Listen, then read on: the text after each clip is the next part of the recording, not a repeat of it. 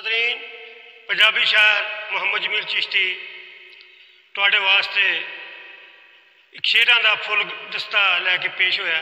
समात फरमाओ।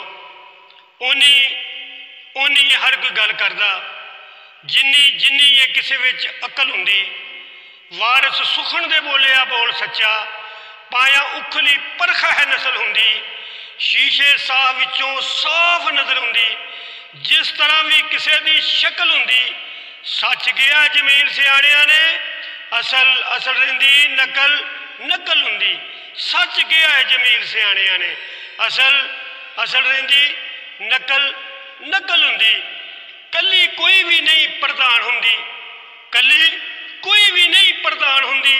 भरम हांडी ने रखिया डोईदा है, गल्लां बड़ियां इंसानां दे समझने लई एक हाथ नाल दूजे नूं धोईदा है। गल्लां बड़ियां इंसानां दे समझने लई एक हाथ नाल दूजे नूं धोईदा है। जद भी मंगीए सखी तो खैर मंगीए, मंग के शूम तो हीणिया होईदा है।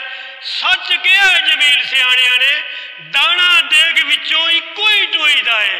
सच कहा जमील सियाणियां ने, दाना देग विचों इक्को ही टोईदा है। सच कहा जमील सियाणियां ने, दाना देग विचों इक्को ही टोईदा है। सुचे प्यार दे विच ना मार डंडी, पूरा तोल विच रह, पूरा नाप विच रह। वेखी एवें बेसुरा ना हो बैठी, भंगड़ा पाउणा ते ढोल दी थाप विच रह। वेखी एवें बेसुरा ना हो बैठी, भंगड़ा पाउणा ते ढोल दी थाप विच रह।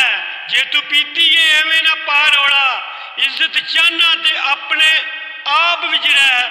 जे तू सागी तो फैज जमील लेना, सुच्चे नग वांगू जड़िया छाप विच रह। जे तू सागी तो फैज जमील लेना, सुच्चे नग वांगू जड़िया छाप विच